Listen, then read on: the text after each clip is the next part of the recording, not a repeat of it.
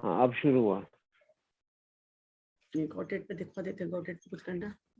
Hello जी हाँ जी। आज हमारे साथ हेलो आज हमारे साथ जुड़ी हैं मेरठ की प्रसिद्ध क्लिनिकल साइकोलॉजिस्ट श्रीमती बबीता शर्मा स्वामी आज हमारे साथ जुड़ी हैं और आज के विषय पर हम चर्चा करेंगे। विषय हमारा है बच्चों में बेचैनी, कारण और समाधान। इससे पूर्व भी एक चर्चा आपके साथ हमारी हो चुकी है जिसमें कोरोना में बच्चों के ऊपर चर्चा हुई थी, स्वास्थ्य के ऊपर। बड़ी अच्छी चर्चा रही थी वो।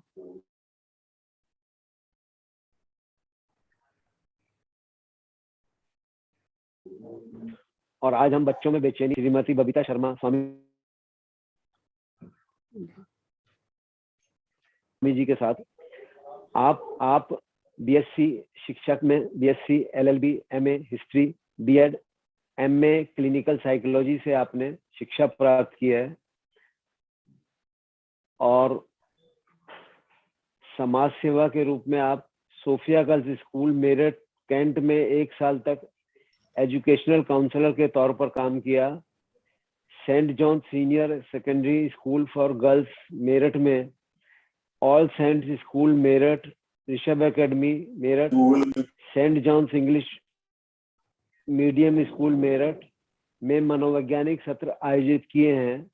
आरजी कॉलेज में भी आपने मार्गदर्शन किया है काफी समय तक और विभिन्न विद्यालयों में अनेक सेमिनार किए हैं। यूट्यूब पर आपके सेमिनार चल रहे हैं और आज के विषय में मैं आमंत्रित करूंगा। विषय आज हमारा है बच्चों में बेचैनी, कारण और समाधान।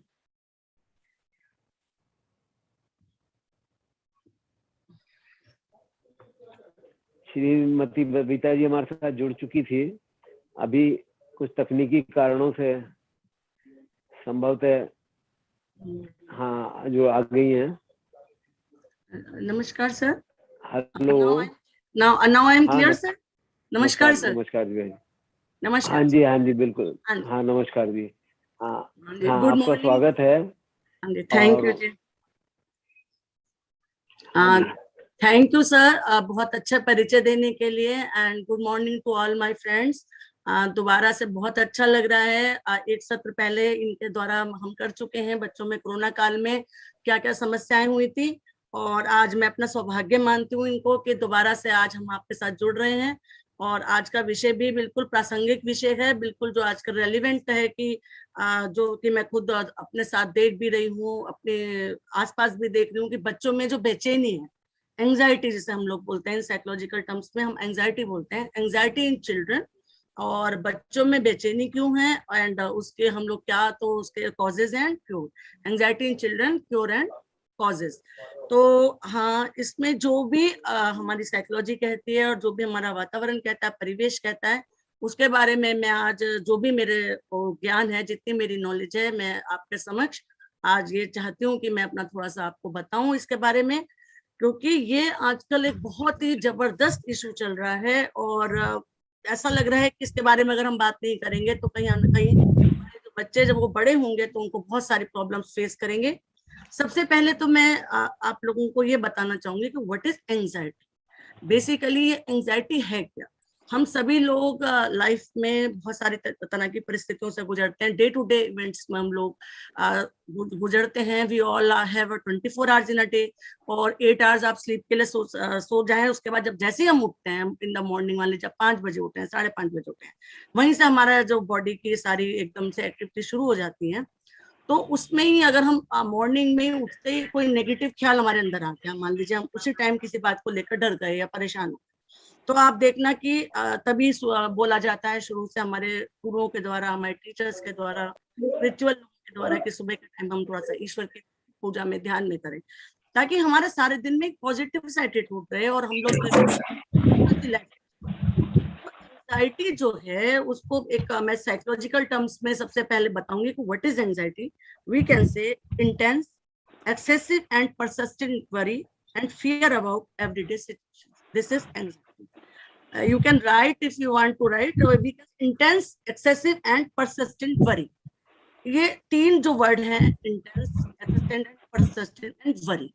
अगर हम किसी चीज को लगातार बहुत देर तक सोचते रहे कि नेगेटिव ही होगा, बुरा ही होगा, और उसमें हम अनकंफर्ट सा फील करें, हम लोगों को नॉर्मल सी फीलिंग ही ना आए और ये लगता रहे कि नहीं बुरा ही होगा, बुरा ही होगा, नेगेटिव थॉट हमारे ऊपर हावी हो जाए, तो उसे हम एंजाइटी बोले.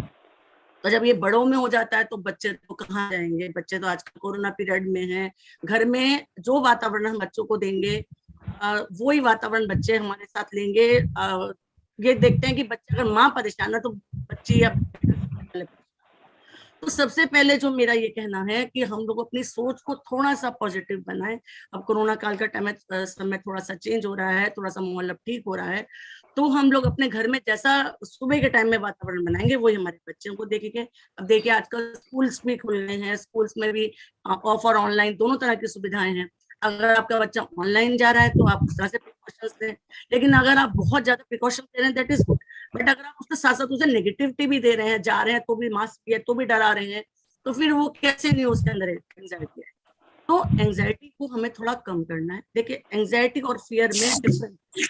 Fear is a emotion, fear is डर जो है वो इमोशन है कि हमें डर लग जाता है, लेकिन एंजाइटी उस इमोशन का एक थोड़ा सा वर्स्ट रूप है कि एक लगातार नेगेटिव थॉट हमारे अंदर आता ही रहे कि बुरा ही होगा बुरे. अच्छा, जब हमारे को ये एंजाइटी आती है तो इसमें हमारे को कई तरह की चीजें हो जाती हैं. एकदम से हमारी हार्ट रेट बढ़ जाएगी, पेल्पिटेशन बढ़ जाएंगे, लॉस ऑफ साइट हो जाता है, कई बार चोकिंग हो जाती है गले में और बैठ जाएंगे. इसके कई तरह के रूप हैं, मैं आपको बताऊंगी, एंजाइटी डिसऑर्डर्स बताऊंगी, लेकिन उससे पहले मैं आपको बताऊंगी कि एंजाइटी को भी हम 2 तरह से मानते हैं, normal anxiety and abnormal anxiety.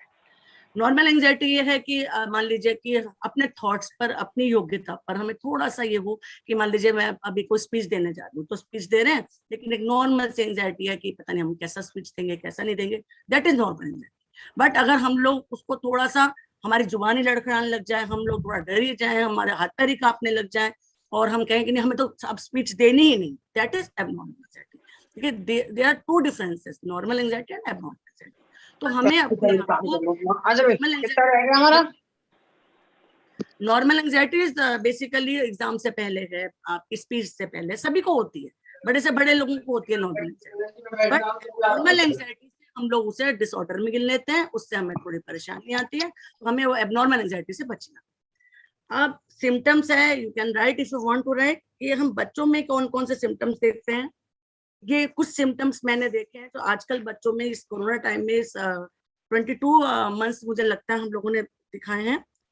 Finding hard to concentrate, बच्चे जो हैं वो कंसंट्रेट नहीं कर पा रहे. पहली लाइन जो मैं बोलूंगी, finding hard to concentrate. Second, not sleeping और walking in the night with bad dreams. Third, not eating properly. Fourth, quickly getting angry और irritable. Fifth, being out of control during outburst. Six, constantly worrying and having negative thoughts. ये तो 6 जो मैंने main देखी है आजकल के बच्चों में. Always crying and tummy aches and feeling unwell. अब आप ये देखिए कि इस तरह के लक्षण आपके बच्चे में तो नहीं. बच्चा बार बार आपके पास आता है और कहता है कि मेरे पेट में दर्द है, मेरे गले में दर्द है, मेरे सिर में दर्द है, जबकि आपने सारे एग्जामिनेशन करा लिए हैं, डॉक्टर्स के पास आप ले गए हैं, फिजिकली आपको बच्चे में कोई कमी नजर नहीं आती. या वो बहुत जल्दी इरिटेट हो रहा है, या वो रात को सो नहीं रहा है, वो नाइट में चल रहा है, घूम रहा है, नींद में उसकी गड़बड़ हो रही है. ये कुछ जो लक्षण मैंने अभी आपको बताए हैं, 8 और 9 लक्षण की. शिकायतें करते रहता है, उल्टा बोलने लग गए हैं बच्चे, गुस्सा जल्दी करते हैं, और खाने में कमी. सबसे पहली बात है कि अगर वो खाने में कमी हो रही है तो loss of appetite is a very important एक सिम्टम है, जिसे कि हम बोलते हैं कि बच्चों में एंजाइटी है. तो लॉस ऑफ एपेटाइट हो गया, जल्दी से उन्हें गुस्सा आ रहा है. तो ये अंडर 10 मैंने देखा कि 10 साल के बच्चों में बिटवीन फ्रॉम 2 to, पहले बोला जाता था कि छोटे बच्चों को स्ट्रेस नहीं होता, छोटे बच्चों को एंजाइटी नहीं, लेकिन nowadays we are seeing कि छोटे बच्चों में भी एंजाइटी बहुत जबरदस्त है. खासतौर पे बेसिकली इस कोरोना टाइम के बाद ये एंजाइटी हुई है. तो हमें सबसे पहले ये हमारा सिम्टम है कि हमें ये देखना. Now we are coming to causes. Causes क्यों है? Causes atmosphere of our house. हम लोग पेरेंट्स हैं, हम ही लोग ध्यान नहीं रखते हैं, छोटी छोटी बातों पे हम घर में लड़ाई झगड़ा करते हैं, या मान लीजिए सास बहू में नहीं बन रही है तो वो बच्ची के सामने हम लोग हल्ला कर रहे हैं, या हस्बैंड वाइफ में नहीं बन रही है तो वो हम बच्ची के सामने हल्ला कर रहे हैं, या हम सारा दिन की जो बाहर की हमारी जितनी भी परेशानी है वो हम घर में आकर ड्राइंग रूम में डिस्कस कर रहे हैं। तो बच्चों के सामने हम जिस तरह का वातावरण या माहौल घर में रखेंगे वही हमारे बच्चे सीखेंगे, वही उनको एंग्जाइटी है। तो mother and father and the atmosphere is very important कि हम लोग इसको ध्यान रखें कि हम बच्चों को देखें। थर्ड, जब आपका बच्चा पेट में दर्द बता रहा है तो आप 2-4 चीजें देखिए कि भाई कुछ खाने में कल गया था, कुछ गड़बड़ हुई थी। अगर खाने में कोई गड़बड़ नहीं है, हाइजीनिकल फूड खाया है, आजकल वैसे भी सब लोग बार बार हाथ धोते हैं तो आजकल ये खाने वाली समस्या थोड़ी इस तरह की थोड़ी कम है। लेकिन अगर उसके बाद भी अगर आपको दिख रहा है कि आपका बच्चा पेट में दर्द बता रहा है, आपका बच्चा सो नहीं रहा है, आपको टेंशन सी है, तो दैट इज, इसका मतलब उसको एंग्जाइटी हो गया। अब एंग्जाइटी डिसऑर्डर्स, हम लोग कई तरह के हमारे एंग्जाइटी डिसऑर्डर्स होते हैं हमारे साइकोलॉजिकल में। You can write. Number 1 is general anxiety disorder, जिसे हम GAD करके बोलते हैं, generalise anxiety disorder, number 1। Number 2 is OCD। OCD आपने सुना होगा, obsessive and compulsion disorder. Number 3 phobias. Phobias होते हैं कि हमें कई तरह के फोबिया हो जाते हैं, मैं भी आपको डिटेल में एक एक करके बताऊंगी। नंबर 4 है सोशल फोबिक डिसऑर्डर है, सोशल एंग्जाइटी हो जाती है बच्चों में। अभी कुछ दिन पहले मैंने एक केस, अभी बहुत अच्छी नॉन फैमिली थी, उन्हें कोई दिक्कत नहीं बच्चे में थी, लेकिन एक सोशल एंग्जाइटी डिसऑर्डर उसके अंदर निकला, तो उसके बारे में बताऊंगी। एंड 5th है कि PTSD हो जाता है, पैनिक एकदम से, sorry, PTSD post traumatic stress disorder है। कोई ट्रॉमा हुआ है घर में, किसी की डेथ हुई है, कोई सेपरेशन हुआ है, कहीं से बच्चा ने कोई एक्सीडेंट हुआ है घर में, कोई फैमिली में कहीं से बच्चे ने कोई एरोप्लेन वाला कोई क्रैश देख लिया है, या खुद उसके साथ कोई ऐसी ट्रेजेडी हुई है, तो उसे हम पोस्ट ट्रॉमेटिक स्ट्रेस डिसऑर्डर बोलते हैं। एंड 6th हो गया पैनिक डिसऑर्डर। आजकल उसके बारे में भी आपसे बात करूंगी। Panic disorder is very common in nowadays. तो एक एक करके हम चलते हैं। सबसे पहले ये सारे लक्षण जितने मैंने अभी आपको बताए हैं, you can write, these are 4 and 5 and 6 types of anxiety disorder, जिनको साइकोलॉजिकल रूप से हम लोग इनकी डेफिनेशन देते हैं। GAD, OCD, PTSD, panic disorder, social phobia and social anxiety disorder, and PTSD हो गया पैनिक डिसऑर्डर। अब सबसे पहले हम आते हैं जनरल एंजाइटी। ये सब बच्चों में भी है, जो ये बड़ों में है, ये सब बच्चों में। सबसे पहले हम आते हैं जनरलाइज एंजाइटी डिसऑर्डर। इसमें क्या है, जनरलाइज एंजाइटी डिसऑर्डर में नॉर्मली हमारी नेचर हो जाती है, नॉर्मल, सॉरी टू से, मतलब मैं तो बहुत ही नॉर्मल अपने मेरठ के यहाँ यूपी के लोगों में मतलब मैं भी यही रहती हूँ, लेकिन मैं अपने को थोड़ा यहाँ से नहीं मानती हूँ, अपने को थोड़ा मैं उधर पंजाब साइड की मानती हूँ। लेकिन इधर के लोगों में मैंने ये चीज बहुत ज्यादा देखी, छोटी छोटी बात पर गुस्सा आना, छोटी छोटी बात पर परेशान होना, क्योंकि हमारे अपने अंदर इतने नेगेटिव थॉट्स रहते हैं, हमें इतना गुस्सा आता रहता है अपने अंदर ही अंदर कि हम जनरलाइज एंजाइटी डिसऑर्डर, तो मतलब आप मान लीजिए कि 70 to 80% लोगों में, जितने भी बाहर सड़क पे भी गाड़ी लेके जा रहे हैं, रश लेके जा रहे हैं, नॉर्मली आपको दिख जाए छोटी सी बात पे गुस्सा आना, शांति है ही नहीं अंदर, काम एंड कूल है ही नहीं। तो जनरलाइज एंजाइटी डिसऑर्डर क्या करेगा, वो हमारी नेचर में आ, हमें बहुत ज्यादा एक्सेसिव वरिंग है, हमें बहुत ज्यादा गुस्सा आता है, हम हर चीज को पहले नेगेटिव ही लेते हैं। हम लोग 70% सोचते हैं कि हम बाहर गए तो, जैसे कि पहले ये होता था कि बाहर जाए तो चलो ठीक है आते हैं कहते थे, अब क्या है कि चलिए कोरोना टाइम है, अब का थोड़ा माहौल भी ठीक नहीं है, लेकिन फिर भी हमें थोड़ा सा पॉजिटिव होकर ही चलना चाहिए कि ठीक है बाहर भी गए हैं तो नॉर्मल अपना काम करके आएंगे। तो ये जनरलाइज एंजाइटी को हमें खत्म करना होगा, और ये सबसे पहला जनरलाइज एंजाइटी की नेचर ही बन जाती है, सुबह से लेकर रात तक एंजाइटी में, इसको हम जनरल एंजाइटी डिसऑर्डर कहेंगे। नंबर 2 OCD है, ऑब्सेशन एंड कंपल्सन। इसमें क्या है, रिपीटेड थॉट्स हैं। मान लीजिए हमारे अंदर हमने जाके हाथ धोना, तो अब मान लीजिए आप हाथ धोना है, ठीक है, वो ऐड भी आता है 2 मिनट धो लीजिए, 4 मिनट धो लीजिए, लेकिन मान लीजिए हम हाथ धोते ही रहे, ऑब्सेशन हो गया। फिर कंपल्सन, कि हमें पता भी है उसके बाद भी हम बिहेवियरली उस चीज पर रुक नहीं रहे, ऑब्सेशन एंड कंपल्सन दोनों कर रहे हैं, हाथ धोने में हमने आधा घंटा, उसके बाद हमें कोई समझा भी रहा है तो हम ये कह रहे हैं कि ये गलत है, हम गलत नहीं है, हमें तो हाथ ऐसे ही धोने हैं।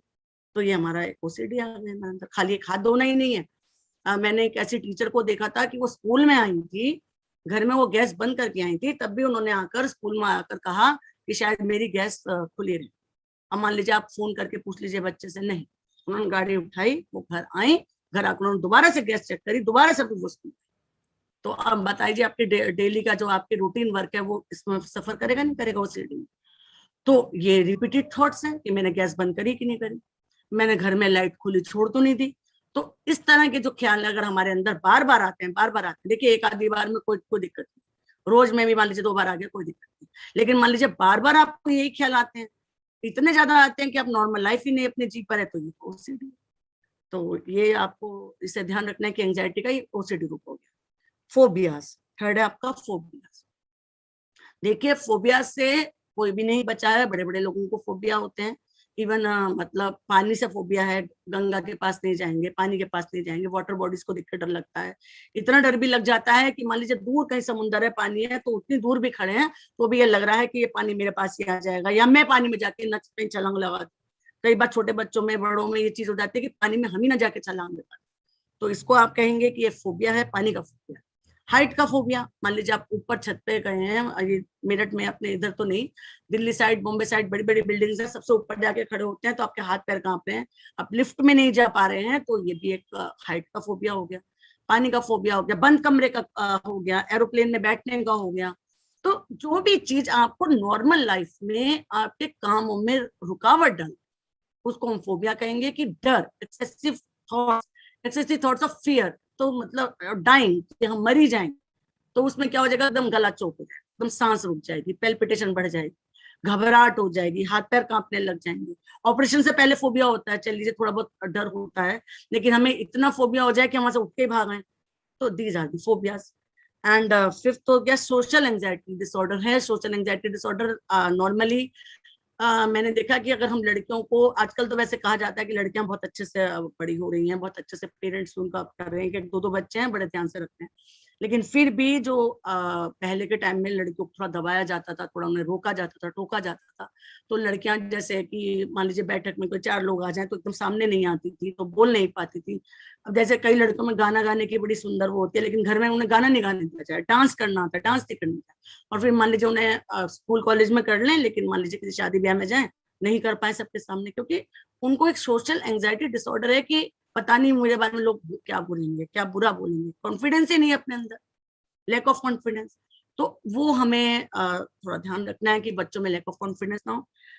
Basically parenting is very important, all these things are important because of parenting. आप पेरेंटिंग कैसी करते हैं, अपने बच्चों में कैसा कॉन्फिडेंस भरते हैं, लाइफ को कैसे लेकर चलते हैं। Your thoughts are mirror like in your children, आप जैसा सोचेंगे वैसे आपके बच्चे। If you are always thinking negative negative negative, तो आपके बच्चे भी नेगेटिव सोचेंगे।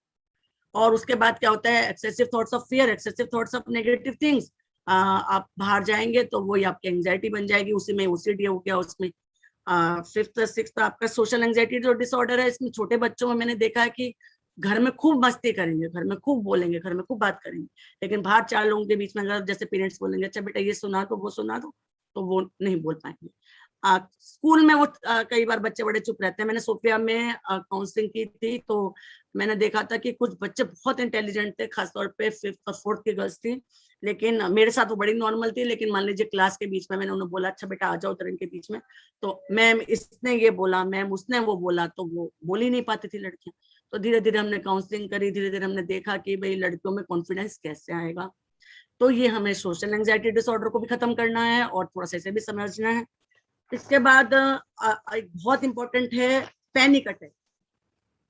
Panic attack is very important, और इसे पहचानना थोड़ा सा एक साइकोलॉजिस्ट, आजकल एक बात तो मैं आपको और बताऊं कि जितने साइकोलॉजिस्ट और साइकेट्रिस्ट हैं ये बहुत जल्दी पहचान जाते हैं कि पैनिक अटैक आ रहा है कि हार्ट अटैक तो नहीं आ रहा है, लेकिन नॉर्मल लोगों के लिए थोड़ा सा मुश्किल हो जाता है, क्योंकि पैनिक अटैक और हार्ट अटैक के सिम्टम्स काफी एक जैसे। पैनिक अटैक में भी आपको एकदम हार्ट में दर्द होगा, बाह में दर्द होगा, एकदम पसीने, बहुत lots of sweating is a very मतलब मेन सिम्टम है पैनिक अटैक। आप मान लीजिए कहीं भीड़ में बाजार में जा रही हैं और एकदम से बहुत भीड़ आपने देखी और कोई आपके साथ नहीं है, अचानक से आप डर गई, इवन ये भी लग सकता है कि कहीं आसमानी तो मेरे ऊपर नहीं गिर गया, या मान लीजिए वहीं पे नीचे कोई बैठ गया कि एकदम मुझे हार्ट अटैक हो रहा है, तो इसे हम पैनिक अटैक कहेंगे। ये आपका एकदम कॉन्फिडेंस का लूज करना है। ये पैनिक अटैक जो आता है ना, ये कई दिनों की नेगेटिविटी, कई दिनों की सोच, कई दिनों से अपने अंदर सोचना एक आउटबर्स्ट सा होता है, मतलब कि जो आपके थॉट्स हैं वो फिर आउट ऑफ कंट्रोल, तो उसमें क्या है कि एकदम हाथ पैर कांप गए, एकदम अब नीचे को बैठ गए, एकदम धड़कन बढ़ गई, एकदम पसीने आ गए एकदम। और अगर इसको नहीं क्योर किया, नहीं परेशान किया, तो फिजिकली भी हो जाता है, इवन डेथ और हार्ट अटैक और माइग्रेन तो एक बहुत नॉर्मल है, ये सब चीजें इसके साथ आ जाती है। तो पैनिक अटैक से हमें थोड़ा ध्यान रखना है। फिजिशियन और डॉक्टर्स तो पहचान जाते हैं कि पैनिक अटैक है कि हार्ट अटैक है, लेकिन नॉर्मल लोगों के लिए थोड़ा मुश्किल होता है। तो आपको ये भी ध्यान रखना है कि आपको पैनिक अटैक तो नहीं आते हैं जल्दी। तो पैनिक अटैक वालों को थोड़ा ध्यान रखना है कि सबसे पहले मैं अभी जब मैं उस पर आऊंगी, समाधान पर आऊंगी, तब मैं आपको बताऊंगी कि हमें इन सारे थॉट्स से कैसे बचना है, इनका क्या इलाज है। 7th और इम्पोर्टेंट PTSD होता है, पोस्ट ट्रॉमेटिक स्ट्रेस डिसऑर्डर।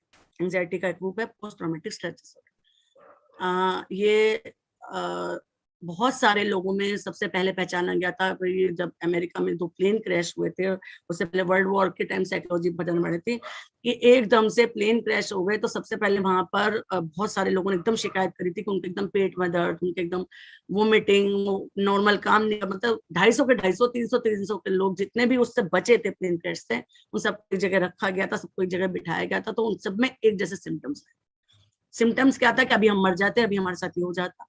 तो हम लोग इसको पहचानते हैं, psychologist, post traumatic stress disorder है। ट्रॉमा के बाद जो स्ट्रेस है उसको हम इस तरह से बोलेंगे। मान लीजिए अभी बच्ची ने अपने फादर को खोया है, मान लीजिए अभी मदर की डेथ हुई है। सेपरेशन, इस पर आऊंगी, बहुत इंपॉर्टेंट। सेपरेशन रिलेशनशिप वाला ये जो आजकल यंगस्टर्स में चला है, इवन बच्चों में चला है कि बहुत जल्दी जल्दी फ्रेंडशिप बना लेते हैं, बहुत जल्दी प्यार मोहब्बत में पड़ जाते हैं, फिर सेपरेशन में हो जाते हैं। तो ये इसका बहुत ज्यादा असर पड़ता है, और इसमें भी बहुत ज्यादा सेपरेशन डिसऑर्डर में भी बहुत ज्यादा बच्चों में दिक्कत आती है। चुप हो जाएंगे, 2-2 महीने चुप हो जाएंगे, खाने पीने में दिक्कत हो जाएगी। तो ये हमें पहचानना है, खासतौर पे माँ को पहचानना है ये बच्ची में क्या प्रॉब्लम आ रही है। तो इसको हम मैंने अभी आपको एंजाइटी और सारे इसके डिसऑर्डर्स बताएं। अब इसके इफेक्ट क्या हैं, बच्चों में क्या इफेक्ट आते हैं, आप लिखना चाहें लिख लीजिए। Feels scared, unprotected, constant worries हो जाएंगी, and they think others might not be understand. आजकल बच्चों में ये लगता है कि कोई भी हमें नहीं पहचान, हम जो बोल रहे हैं वो सही बोल रहे हैं, हम जो कह रहे हैं वो सही कह रहे हैं। मम्मी नहीं पहचान रही, पापा नहीं पहचान रहे, किसी डॉक्टर के यहाँ ले जाएंगे, डॉक्टर को भी दवाई मतलब उन्हें ताकत की और इस तरह की दवाई देके भेज देंगे, खुश रहो। तो हमें अपने जीवन के तरीके को बदलना। सबसे पहले आप ये पहचानेंगे कि बच्चे में सिम्टम्स क्या है, कॉजेस क्या है, क्या दिक्कत आई है। देन जो मेरे हिसाब से 5-6 काम करने हैं। Tell to your doctor, tell to your physician. If अगर उसका TLC, DLC, ये सारी हीमोग्लोबिन और ये सब उसका ठीक आता है, फिजिकल सिम्टम्स सब ठीक है उसके, और कोई बुखार नहीं है, कोई उसको और कोई प्रॉब्लम नहीं है, then that may be an anxiety disorder. तो उसके बाद आप एक साइकोलॉजिस्ट को कंसर्न करिए, या आप एक किसी साइकेट्रिस्ट को कंसर्न कीजिए, क्योंकि इसका मतलब आपका बच्चे की इस टाइम दिमागी हालत ठीक नहीं है। इसको आपको हल्के में नहीं, ये भी एक तरह की बीमारी होती है साइकोलॉजी वाली, जो बच्चों की दिमागी बीमारी है। ये नहीं कि हाँ ये तो ऐसे ही करता है, तो ऐसे ही करता है, नहीं, आपको इसको देखना है, क्योंकि ये कभी कभी बहुत बड़ी दिक्कत दे जाता है आगे चल के। वो अगर मान लीजिए इंजीनियरिंग का एग्जाम देना है, मान लीजिए डॉक्टर देना, IAS बनना, तो एक कैसे एक बड़े अच्छे वो बनेंगे जब उनके साइकोलॉजी उनकी गड़बड़ चल। तो आपको पेरेंट्स को ये चीज देखनी है कि बच्चे में साइकोलॉजी गड़बड़ तो नहीं चल रही है। तो अब मैं आपको उसके समाधान पर आती हूँ कि बच्चों में फिर हमें समाधान क्या करना है। मान लीजिए आप साइकोलॉजिस्ट के पास जाते हैं, तो वो आपको they can show your relaxation techniques हैं। योगा बोलेंगे आपको कि बच्चे को योगा कराइए। सबसे पहले तो आपको उनकी एक लाइफ स्टाइल जो उनका है, यू कैन चेक कि वो पूरे दिन में किस तरह से रहते हैं, किस टाइम उठ रहे हैं। मान लीजिए 1-1, 2-2 बजे तक, 12:30, 1-1 बजे तक तो नहीं सो रहे हैं सुबह के time. You can see this कि आपका बच्चे का सोने का और जागने का टाइमिंग्स नंबर 1 पे टाइमिंग्स कि उठने और सोने और जागने का टाइम। सेकंड, एपेटाइट, उनके खाने में क्या चेंज आया है, लॉस ऑफ एपेटाइट तो नहीं हो गया, या बहुत ज्यादा एक्सेसिव ऑफ एपेटाइट तो नहीं हो गया, बहुत ज्यादा खाने में ध्यान है या बहुत कम खाने में ध्यान है, ये देखना। थर्ड, आपको देखना है कि उनकी टॉयलेट्स की जो उनकी जो आदत थी वो सब चेंज तो नहीं है, कि किस तरह की आदत हो गई है। फोर्थ, आपको ये देखना है कि वो बोलना चल रहा है कि नहीं, जैसे पहले वो हंस बोल रही थी या बात कर रही थी वैसे अब कर रही है कि नहीं कर रही है। फिर इसके बाद हमें धीरे धीरे, जब हमने ये सब चेक कर लिया, हमने सब पहचान लिया कि हाँ आपने कंसर्न किया, साइकोलॉजिस्ट को कंसर्न किया या साइकिट्रिस्ट को कंसर्न किया, उसके बाद उन्होंने आपको एक रूटीन चेकअप किया। इसमें मैं आपको अब एक चीज बताऊंगी कि we can suggest CBT, cognitive behavior therapy. This is very important and very famous therapy in our psychology. Psychologist इसको ही सबसे पहले बोलते हैं, इसको हम टॉकिंग थेरेपी भी बोलते हैं। इसमें हमारे कई तरह के चीजें आ जाती है। फैमिली थेरेपी हो गई, प्ले थेरेपी हो गई। जैसे छोटे बच्चों के साथ हम खिलौने रख देते हैं, हम देखते हैं कि क्या खेल रहा है, कैसे खेल रहा है। तो cognitive behaviour therapy means change in thinking pattern. कि अब मान लीजिए OCD है बच्चे में, या GAD है, या बच्चे में और कोई प्रॉब्लम है, तो हमें उसके सोचने के तरीके को बदलना है। तो जब हम सोचने के तरीके को बदलेंगे तो इसे हम बोलते हैं कॉग्निटिव मीन्स दिमाग, कॉग्निशन, बिहेवियर मीन्स उसके सोचने व्यवहारिक, एंड थेरेपी मीन्स जानते हैं तरीका। तो CBT बोलूंगी मैं, फैमिली थेरेपी बोलूंगी मैं, पेले थेरेपी बोलूंगी। और उसके बाद 5-6 सिटिंग्स देते हैं। सबसे पहले हम एक MCQ करते हैं, क्वेश्चन आंसर्स का फॉर्म करते हैं। जैसे ही बच्चा एंटर होता है हमारे क्लिनिक में, या जैसे हम बच्चे को हम शो करते हैं, तो वी कैन सी कि भाई उसके बच्चे की किस तरह की माइंड का व्यवहार क्या है हमारे साथ, उसकी आई टू आई किस तरह से इंटरेक्ट है, कैसे उसकी बातचीत, किस तरह के ड्रेसअप है वो, कैसे वो बातचीत कर रहा है। We can see this. तो ये हम एक छोटा सा बच्चों के साथ टेस्ट करते हैं। उसके बाद फिर हम अपनी थेरेपिस्ट करते हैं। तो ये सब चीजें कोई भी साइकोलॉजिस्ट, कोई भी साइकेट्रिस्ट करेगा। And medication is very important, कि अगर हमें मेडिकेशन भी देना पड़ जाए बच्चे को, कॉग्निटिव बिहेवियर थेरेपी से, प्ले थेरेपी से नहीं चल रही है बात, तो हम लोग फिर मेडिकेशन पर आते हैं। अभी वो बहुत सारी चीजें हैं, बहुत सारा ग्रुप है, लेकिन नॉर्मली बेंजाडिazepine, पायमिन के जितने भी ग्रुप की दवाइयां हैं वो इसमें आपने देखा होगा, छोटी सी गोली होती है, रात को सोने में बड़े लोग भी लेते हैं, छोटे भी लेते हैं। एल्जोप्रेलम बोलते हैं उसको, हम कई तरह के नाम होते हैं, एल्जोला बोलते हैं, वो उसी ग्रुप का है। उसकी एक छोटी सी टैबलेट चलाई जाती है कुछ दिनों के लिए बच्चों के लिए। और रिलैक्सेशन टेक्निक्स में अब आप you can right yoga, meditation, play therapy, dance, music, and if they can show कि अगर वो ड्राइंग में इंटरेस्ट दिखा रहे हैं, आप ड्राइंग करा सकते हैं। कुकिंग में अगर यंग लड़कियां हैं, 11-12 साल की लड़कियां हैं, उनको कुकिंग का शौक करा सकते हैं, किचन में ले। बेसिकली आपको उनके माइंड को divert, you can divert their mind through any techniques, कि आप डांस कर लें, आप म्यूजिक कर लें, आपको उनको टाइम देना ही होगा। अगर आप उन्हें टाइम देते हैं तो उनको धीरे धीरे चेंज हो गया। और आजकल अब माहौल ठीक हो रहा है, स्कूल भेजें बच्चों को। I have a 10-year-old girl, तो मैं भी सोच रही हूँ कि अब वो स्कूल जाना शुरू करें। जब बच्चे अपने डेली रूटीन में आ जाते हैं तो फिर वो धीरे धीरे ठीक भी हो जाएंगे, और उनकी जो जितने भी मेंटल प्रॉब्लम, एंजाइटी की इस कोरोना टाइम में हुई है, उससे भी हम थोड़ा सा निजात पालेंगे। और एक चीज मैं और बताऊंगी आपको कि हमने पहचान लिया, हम बच्चे की हेल्प कर दी, हमने डॉक्टर के यहाँ ले गए, साइकोलॉजिस्ट के यहाँ ले गए, हमने दवाई भी कर दी, हमने मेडिकेशन भी कर दी। और इन सबसे ऊपर आपको खुद को भी थोड़ा सा चेंज करना है। और meditation is very important. Meditation means talking to God. If you want to, मतलब सारे दिन में आप हैप्पी रहना चाहते हैं, तो 5 to 5:30 बजे उठिए, उठ के मेडिटेशन कीजिए। बच्चों को भी सिखाइए meditation, half an hour is sufficient. Talking to pick prayer की आदत डालिए बच्चों। You are Sikh, you are ईसाई, you are Hindu, you are Muslim, बच्चों में प्रार्थना की आदत डालिए कि सुबह उठ के आपने भगवान का नाम लिया कि आज का पूरा दिन अच्छा जाए, आज का पूरा दिन हमारा। उससे ना आप देखिए, जब आप बेड पर ही हैं और आपने इस तरह की अपनी सोच रखी है कि आज का दिन, आप सुबह सुबह जाके मंदिर में जा रहे हैं और प्रेयर कर रहे हैं, आप खुद में ही देखना कि आपको चेंज धीरे धीरे धीरे धीरे धीरे धीरे, क्योंकि उससे आपके सारे दिन में थॉट्स सही रहेंगे। नेगेटिव थॉट्स से दूर रहिए, पॉजिटिव थॉट्स में लाइए, धीरे धीरे बच्चे भी ठीक होना शुरू हो जाएंगे। और मैं जितना मैं जानती हूँ, मैंने देखा है कि मदर जो है, घर की जो लेडी है, उसके ऊपर पूरा घर डिपेंड करता है। हाउसवाइफ है, वर्किंग है, बाहर जाती है, डॉक्टर है, इंजीनियर है, साइकोलॉजिस्ट है, सर्जन है, कुछ भी हैं आप, लेकिन सबसे पहले आप एक मदर हैं। तो मदर की ड्यूटी मुझे लगता है प्रायोरिटी पर, सबसे पहले प्रायोरिटी पे मदर की ड्यूटी है। क्योंकि आप खुद से बहुत अच्छे बढ़ गए, लेकिन अगर आपके बच्चे ही अच्छे नहीं बढ़े, तो एज ए मदर आपको कहीं फिर कोई महसूस ही नहीं होगा कि इसने उन्हें फ्लोरिश करने दीजिए बच्चों को। और मैं अब ये चाहती हूँ कि अगर कोई किसी का कोई क्वेश्चन है तो वो क्वेश्चन मुझसे कर सकता है। और मैं अभी आपको ना कुछ हार्मोन्स की भी एक बात बताऊंगी, थोड़ी सी मैं आपको एक बात बताऊंगी कि एक हार्मोन होता है हमारी बॉडी में देखिए विटामिन तो हम बाहर से ले सकते हैं, दवाइयों में खा सकते हैं, हार्मोन्स हमारी अपनी बॉडी के अंदर ही से ही आते, पिट्यूटरी ग्लैंड है हमारे माइंड में, और तो थायराइड और ये सब चीजें मैं आपको बताऊंगी कि जो हार्मोन्स है उससे हमारी बॉडी, खासतौर पे लेडीज की तो उस पर ही चलती है। तो अगर हम अपने आप को नॉर्मल रखेंगे तो हमारे बॉडी के जो हार्मोन का लेवल है वो भी ठीक रहेगा, आपको डॉक्टर्स के पास भी इतनी जाने की जरूरत नहीं।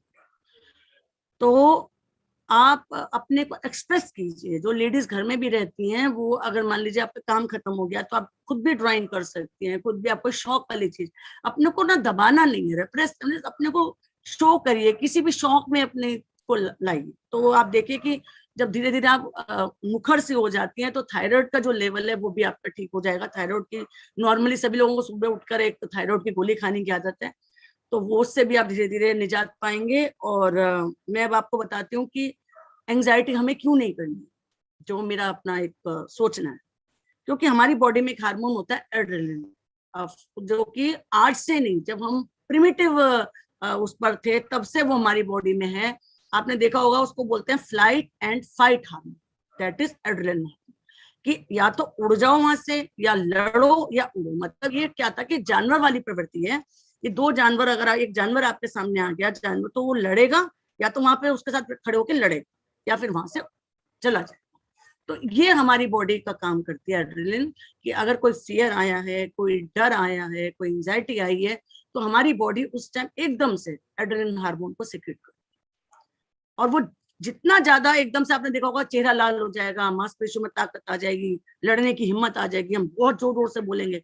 कई बार तो बड़ी हंसी सी भी आती थी, जब मैं आरजी में अपने बच्चों को पढ़ाती थी तो कई लड़कियां हंस पड़ती थी कि हमारे जो पापा हैं या जो हमारे चाचा था, तो जब लड़ाई होती है तो मैम वो कुर्सी तक भी उठा के एक दूसरे को मार लेते थे। तो उनके अंदर सोची इतनी ताकत कहाँ से आ रही, क्योंकि वो जो बॉडी है वो एकदम से उसका रेस्पॉन्स देती है, हार्मोन पूरी बॉडी में आ गया एड्रेनलिन। लेकिन अगर आपने ये आपने एक नॉर्मल सी आदत बना ली कि जरा जरा सी बात पे गुस्सा, जरा जरा सी बात पे परेशान, तो सोचिए कि उसका लेवल कहाँ जाएगा एड्रेनलिन, और वो ज्यादा बार बार आएगा, बार बार आएगा आपकी बॉडी में, बार बार सिक्रीट होगा, तो धीरे धीरे धीरे हार्ट रेट बढ़ेगी, धीरे धीरे आपके सारी जितनी बॉडी के अंदर का एक मशीनरी वर्क है सब कर। तो इसलिए भी हमें एंजाइटी नहीं करनी है, क्योंकि हार्मोन्स जो है बॉडी के फिर वो कर जाते हैं। इसी तरह हमें एक सेरोटोनिन हार्मोन है हमारी बॉडी में, जो कि हमें बाहर धूप से मिलता है, विटामिन डी है वो हमें धूप से मिलती है।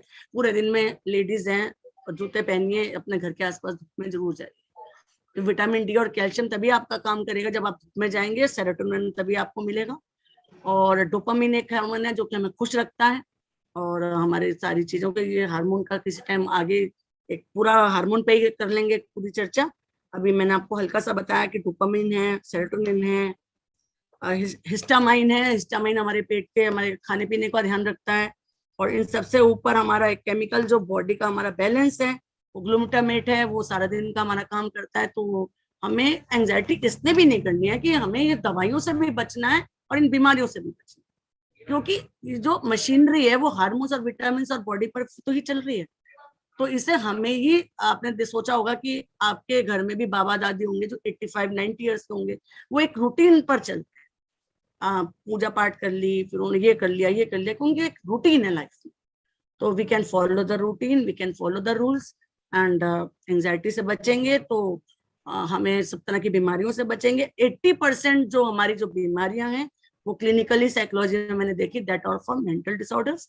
और 80% मैं कहती हूँ कैंसर, थायराइड, ब्लड प्रेशर, हाथ पैरों में हमारे सूजन, या ये गठिया वाली जो प्रॉब्लम्स हैं, सब जो जितनी भी हैं, लैक ऑफ एक्सरसाइज है, घर में बैठ गए, नहीं चलते हैं। अभी 2-4 दिन पहले मैंने एक चीज पढ़ी है कि अगर आप 3 days a week भी वॉकिंग की आदत डालते हैं, 10,000 स्टेप्स इन अ वीक भी चलते हैं, तो आप 20-30% आप बीमारियों से बचते हैं। वॉकिंग को एक अपने नॉर्मल, आपने you can walk evening, you can walk in the morning, तो आप उससे बचते हैं, आप बीमारियों से बचते हैं। पैरों की ताकत से ही आपकी पूरी बॉडी चलती है। सर मैं अब ये चाहूंगी कि कोई क्वेश्चन है किसी का कि हम किस तरह से बच्चों में क्या चीज, या बड़ों में भी कोई साइकोलॉजिकल किसी को क्वेश्चन पूछना है, किसी को कोई बीमारी है कि भाई हमें ये चीज महसूस होती है, बात करना चाहें तो बात कर सकते हैं, पूछ सकते हैं कोई क्वेश्चन। जितनी मेरी नॉलेज है, जितनी मेरी सोच है, मैं उसमें आपकी हेल्प करूंगी बताने में। हार्मोन्स का हम अलग से एक दिन पूरा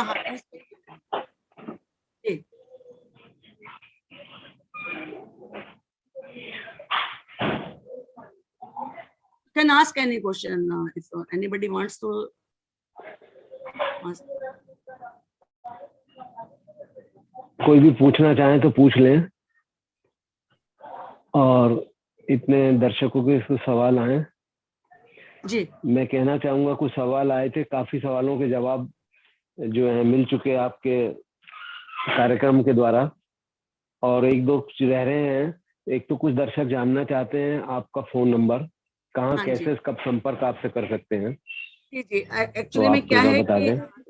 मैं आरजी कॉलेज से संबंध हूँ। आरजी कॉलेज में बीवोक साइकोलॉजी डिपार्टमेंट में मैं काउंसलर के तौर पे वहाँ पे बच्चों को पढ़ाती हूँ। लेकिन फिर भी नंबर आप नोट कर लीजिए, 9760794949 9760794949 इज माय नंबर। और एक सक्सेस मंत्रा .life करके एक वेबसाइट है, उस पर मैं दूसरे तीसरे दिन चौथे दिन अभी उसमें मैं ब्लॉग्स लिखती हूँ। उसमें भी आप क्वेश्चन पूछ सकते हैं उसमें। और पहले आप अपॉइंटमेंट ले लीजिए व्हाट्सएप नंबर पर, this is my WhatsApp number also. और अपॉइंटमेंट ले लीजिए सैटरडे संडे में या पूरे दिन में 1 आध घंटा आप पहले में अपॉइंटमेंट ले लीजिए। उसके बाद फिर हम बच्चों से भी मिल लेते हैं। घर पर ही देखती हूँ, C7 पांडव नगर एड्रेस। लेकिन पहले आप नंबर लीजिएगा और उसके बाद फिर हम कॉलेज में मिल सकते हैं और घर पर मिल सकते हैं। धन्यवाद। हाँ जी। आपने बताया कि जिसको संपर्क करना हो कर सकते हैं, और बच्चों के संबंध में सवाल काफी हुए हैं, और आज स्पष्ट आपने किया है कि बच्चों के साथ साथ 70-80% जो है बड़े लोगों के साथ, और दिख भी रहा है आजकल धर्म के नाम पर भी। कल के अखबार, आज के अखबारों में ही आपने भी पढ़ा, सभी ने पढ़ा कि एक धर्म के लोगों ने एक आदमी को किस तरह से एक हत्या हुई है समाज में। वो चित्रण करता है कि बेचैनी बच्चों के साथ तो है ही है, लेकिन हम बड़ों में कितनी बेचैनी और कितना आपने जो भी बताया वो बिल्कुल स्पष्ट दिखती है। पिछले दिनों में और भी 2-3 घटनाएं ऐसी हुई हैं। एक छत्तीसगढ़ की घटना हुई है, यूपी की घटना पिछले दिनों की हुई है। पीस ऑफ माइंड नहीं है ना सर, पीस। हाँ जी, हाँ जी।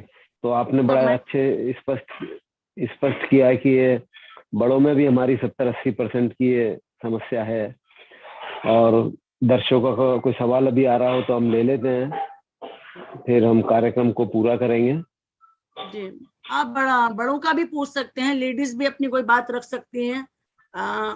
अब तो फिर भी माहौल काफी चेंज हो गया है, डोमेस्टिक वायलेंस इतनी नहीं है। पहले जब बीच में मेरे पास बहुत केस आते थे डोमेस्टिक वायलेंस के, क्योंकि एकदम से नई नई चीज थी कोरोना और सब लोग घर में ही, जेंट्स भी घर में, तो शुरू शुरू में बहुत ही ज्यादा परेशानी थी। अब तो हम लोगों सब लोगों को पता चल गया है कैसे इससे पार पाना है, और काफी जागरूकता भी आई है। मैं चाहूंगी कोई टीचर या कोई लेडी कुछ अपनी बात करना चाहे मेरे से कि उन्हें क्या प्रॉब्लम महसूस होती है आजकल, और वो बच्चों में क्या चीज देख रही है। मैं चाहती हूँ कोई मेरे साथ शेयर करना चाहे तो करे। तो मैंने देखा है पिछले कुछ टाइम में, और मैं तो ये चाहती हूँ कि मैं स्कूल कॉलेजेस में जाऊँ, जाकर मैं ये चीज बताऊं कि अगर बच्चों में ये चीज है तो, क्योंकि आगे चल के वो जब बड़ी बनेंगी लड़कियां तो उनमें फिर ये चीज बीमारी के तौर पर आ जाएगी। अभी तो ये कोरोना की वजह से आई है, ये अभी पेंडेमिक की वजह से आई है, लेकिन आगे चलकर ये लॉन्ग उसमें बच्चों में एक बीमारी बन सकती है, खासतौर पे लड़कियों में, टीनेजर्स में। जी सर, कोई? धन्यवाद बबीता जी। जी जी सभी के समाधान आपसे प्राप्त हुए, और जो कुछ व्यक्तिगत समाधान कोई चाहेंगे तो आपसे संपर्क कर लेंगे। जी जी और जी आज इतना ही रखते हैं। जी जी सर, अगली बार चाहूंगी कि जैसे मेरे पास अभी एक क्वेश्चन मेरे मोबाइल पर उधर आया है व्हाट्सएप पर कि हार्मोन्स पर थोड़ा सा आप बढ़े, तभी मैंने आपको बोला कि हार्मोन्स पर हम अलग से एक दिन हार्मोन पे ही बात करेंगे, क्योंकि ये बहुत इंपॉर्टेंट इशू है हार्मोन्स का। तो क्योंकि ये पता नहीं चलता, लेडीज को तो नॉर्मली पता ही नहीं चलता है, तो इस पर हम एक दिन बात करें। अच्छा तो सर मैं आज्ञा लूंगी आपसे। ठीक है, ठीक है। जिनका क्वेश्चन आया वो व्यक्तिगत आपसे संपर्क कर सकती हैं, और जी जी सामाजिक बिल्कुल रूप कर से सकती हम है। हार्मोन्स पर एक अलग हम कार्यक्रम कर लेंगे। आज हाँ जी, हाँ जी। धन्यवाद देते हैं सभी को मित्रों को बहुत धन्यवाद, और बबीता जी को इस वक्तव्य के लिए बहुत बहुत धन्यवाद। और फिर नमस्कार जी, धन्यवाद। नमस्कार सर, धन्यवाद। Thank you ji. Have a good day. Thank you sir, thank you.